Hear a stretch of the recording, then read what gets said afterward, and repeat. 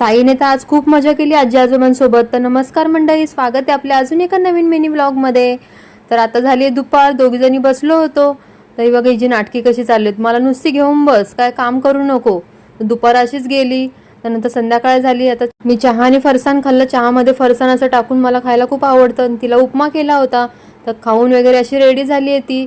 मम्मीचा फोन आलेला, मम्मी तिला घ्यायला येणार होती. तर गेली आजी आजोबांसोबत. बघा आमचा गॉगल गायब पण झाला जाईपर्यंत.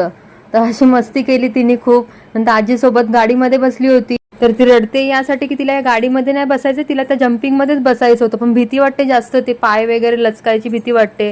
नंतर संध्याकाळी थोडा टाइम होता तर ही बडीशोप बनवायला घेतली. साईदनं मस्त दमून आलेली खेळून वगैरे, तर जेवली आणि लगेच झोपली. तर थोडा टाइम होता, मी बोलली करून घेऊया, परत टाइम भेटत नाही.